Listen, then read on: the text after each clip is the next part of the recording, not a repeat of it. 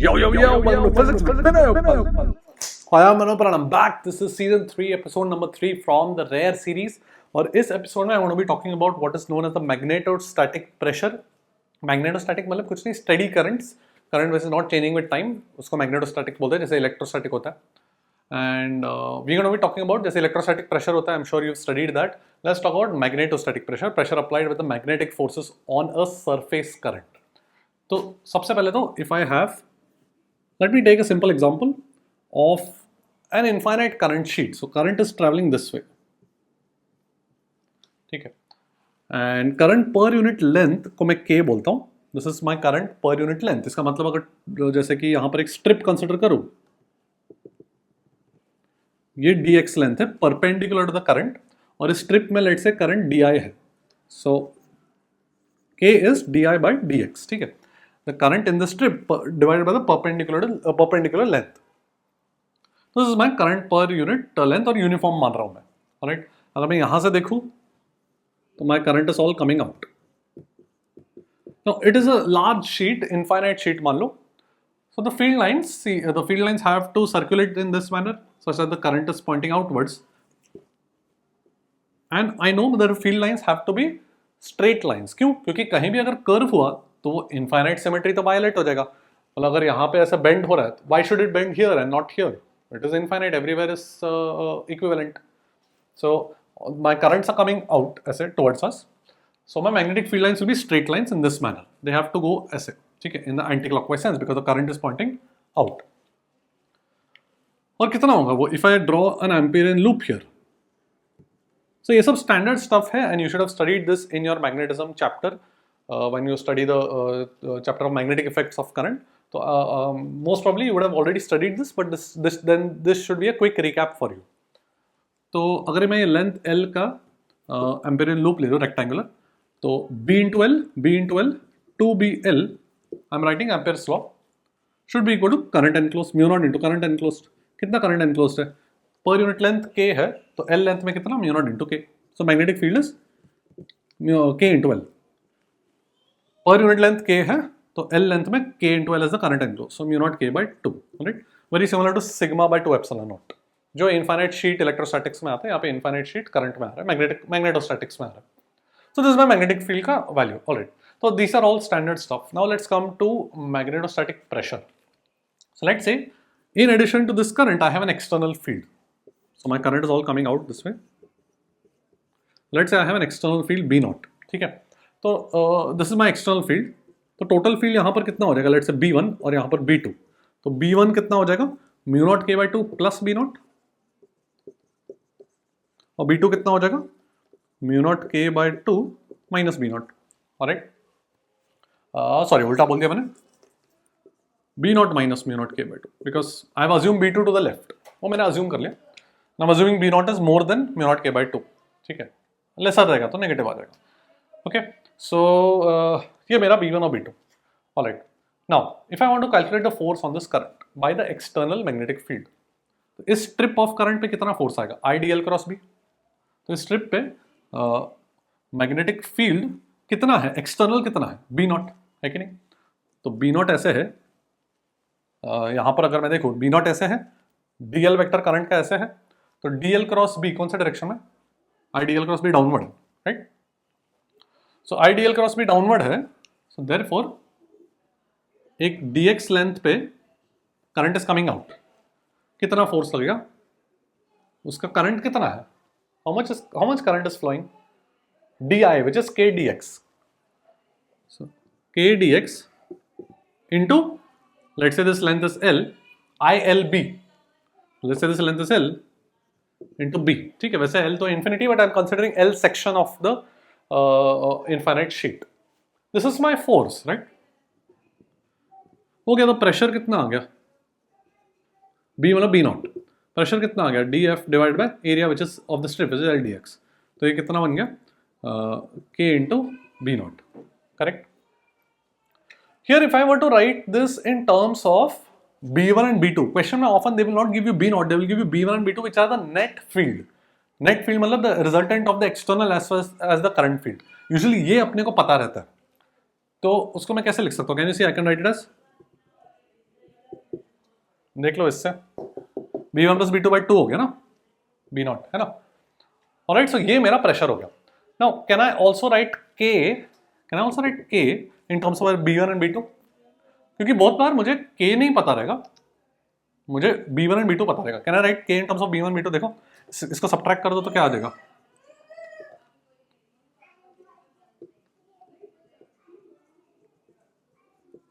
Correct. तो ये बन जाएगा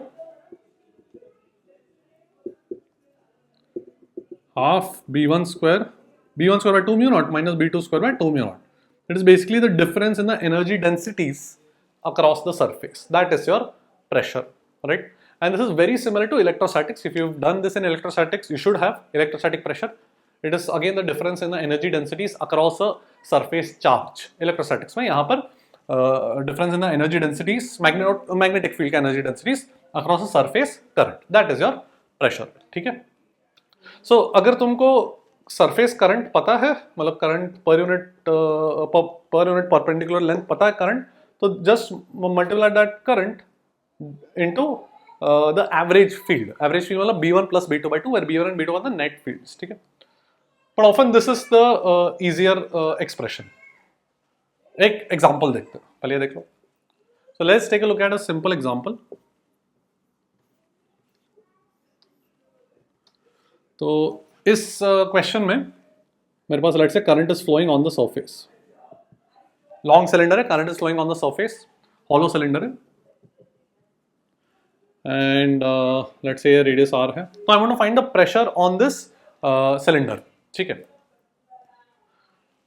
तो यहां पर क्या करेंगे अपन, अंदर मैग्नेटिक फील्ड की तरह है 0 और बाहर just outside the surface current surface current है। जो हम लोग ने एक्सप्रेशन डिराइव किया था for the pressure, that we are derived it for a large sheet, but you can do the same analysis for elemental, you can do the same analysis for small elements and you can get the same result, ठीक है। So for your exam I would like you to remember the pressure how to write for any surface current, it's valid for any surface current, ठीक है।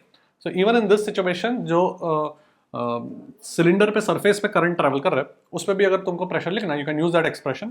तो just outside and just inside मुझे pressure चाहिए, magnetic field चाहिए rather.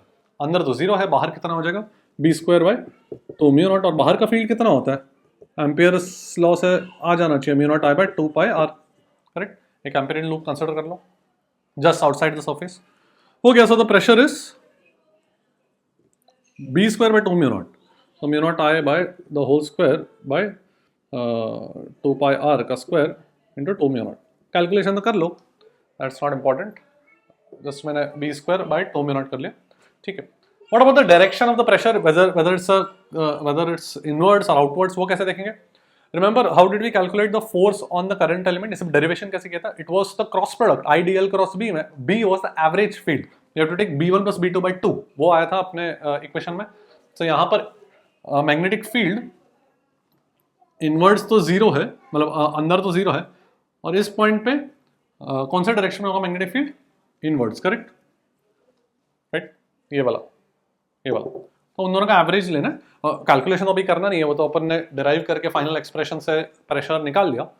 However direction के लिए मेरा current ऐसे है, मैग्नेटिक फील्ड, ये मैग्नेटिक फील्ड अंदर की तरफ है, तो एवरेज मैग्नेटिक फील्ड भी अंदर की तरफ होगा, B1 vector plus B2 vector by 2 करना है, ठीक है। सो IL क्रॉस B अंदर की तरफ, so the pressure is inwards, तो रेडियली इनवर्ड्स प्रेशर लगेगा इस सिलेंडर पे, ठीक है। So it will be like a compressive force.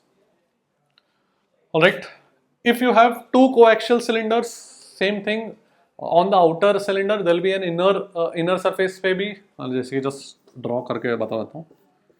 अभी मेरे पास ऐसा करंट I1 है और आउटर सिलेंडर पे सरफेस पे I2 है। तो आउटर सिलेंडर पे अगर मुझे दोनों हॉलो सिलेंडर से आउटर सिलेंडर पे प्रेशर निकालना होगा, तो इनर सरफेस पे भी मैग्नेटिक फील्ड है due to I1, and just outside भी मैग्नेटिक फील्ड है due to I1 and I2 both, correct. यहाँ पे B1 या B2 दोनों इनवर्ड्स होंगे। B1 कितना हो जाएगा, म्यू नॉट I1 बाय 2 पाया, लेट्स से ये R है, और B2 कितना हो जाएगा, mu not I1 plus I2, ये सब एम्पियर्स लॉ से आ रहा है। So you know B1 just inside the outer cylinder का surface and you know B2 just outside the outer cylinder का surface. I hope handwriting दिख रहा है, fast लिख रहा हूँ थोड़ा मैं. So therefore once you know B1 and B2, वही B1 square by B2 square by 2 mu naught minus B1 square by 2 mu naught, जो बड़ा है उससे कर लो, तो प्रेशर का मैग्नीट्यूड आ जाएगा. और डायरेक्शन फिर से वही average force, average magnetic field लेना. B1 vector plus B2 vector by 2 दोनों इनवर्स है, तो एवरेज मैग्नेटिक फील्ड भी इनवर्स है. और इस पे बाहर वाला सिलेंडर पे करंट मैंने अपवर्ड्स लिया, तो वही सेम चीज करना है, L क्रॉस B. ठीक है. Alright, so you can do this for solenoid also. So there are some questions in Pathfinder, I think couple of questions in Erudov as well. Alright, that's it for today. I'll see you at the top. Good night.